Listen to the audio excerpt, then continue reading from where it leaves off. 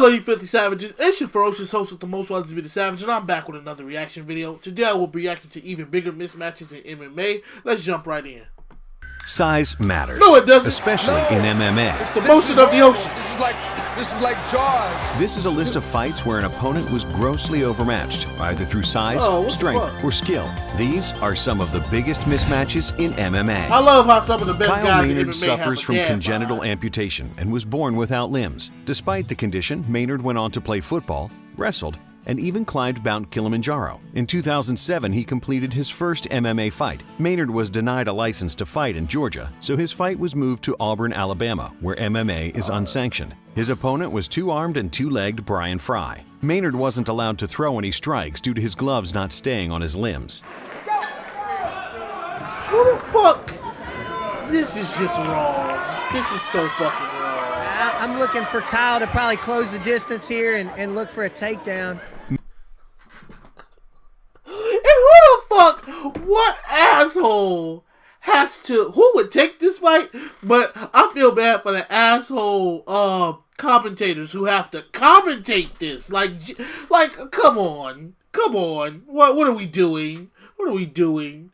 Like, pin this motherfucker and call it a day. Maynard's opponent, Brian Fry, kept his distance for most of the fight, not allowing Maynard to get close to him while employing a light jab. You can say Fry's running at this point. Yeah, I can say Fry's kind of on his treadmill. It's apparent Fry's game plan was to win without injuring Maynard, who was the crowd favorite. In the end, Fry was declared the winner on all judges' scorecards, and Maynard hasn't fought since. Emmanuel Yarbrough, 600 pounds. Daiju Takase, like 160 pounds. Sound interesting? Well, it wasn't. There's a bit of a spectacle to this. This is funny. Yarbrough has slowed significantly. In one of MMA's biggest freak show fights, UFC 3 veteran Emmanuel Yarbrough fought Daiju Takase in 1999.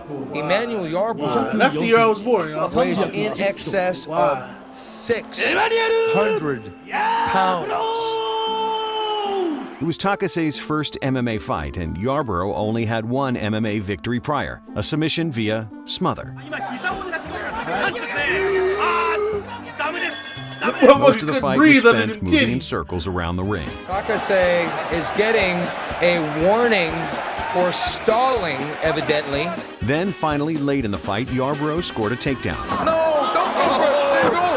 You gotta be out of your mind. This is horrible. This is like Jaws. Unfortunately, he was never able to advance position and eventually submitted to punches. Oh my God, he tapped out. Unbelievable. An anticlimactic ending and the last fight in Yarbrough's MMA career. Yarbrough died last December at the age of 51.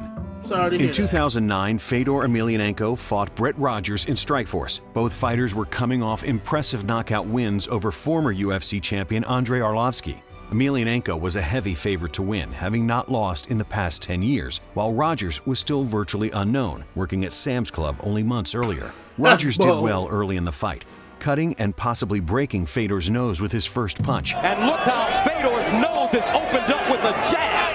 Rogers was a plus 500 underdog, meaning if you bet $1,000 on him to win, you would win $5,000 back. Fedor looked sloppy, mostly looking to land one big punch, while Rogers continued to batter Fedor with hard shots. Fedor getting pounded! He believed his own height. Fedor started to slow down, seeming almost on the verge of exhaustion. The chance of Fedor now being drowned out by the chance of USA. Rogers, while tired, pushed the pace. Rogers attacking now. Then, the unthinkable actually happened. And Brett Rogers told us even when he was changing tires, he knew that one day he'd get the chance to expose the world to his talents. He knew he'd get the chance to change the fortunes of his family forever. For this 28-year-old former project kid from the Cabrini. Damn! Rogers was knocked out 1 minute 48 seconds into the second round. Don't feel too bad though. In 2011, Rogers pled guilty to punching and choking his wife. Before his fight with Fedor, Rogers was 10-0 in MMA, winning all 10 fights via knockout. His post-Fedor record now stands at 17-10.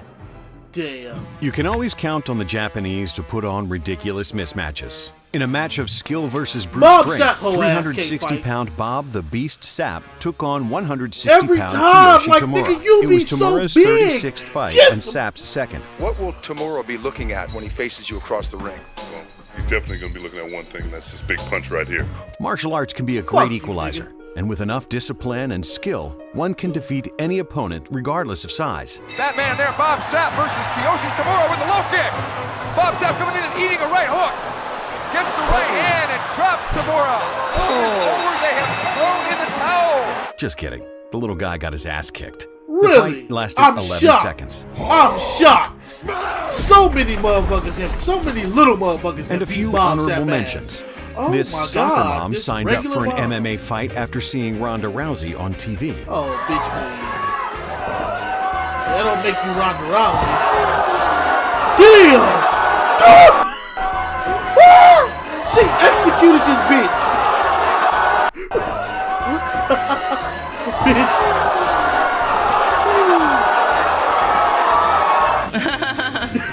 Fallon Fox got a sex change and is now allowed to fight women. Fox on the knees, and that's it. Fallon Fox. Holy cow! This professional wrestler got lost on his way to a wrestling match I ain't even and touching accidentally ended up in the ring with Mirko Krokop. Thanks for watching. Be sure to subscribe. Check the description box down below. Don't forget to like, comment, and subscribe. Check out my gaming channel, WEATHERSBY the Savage, the ferocious host with the most, is signing off.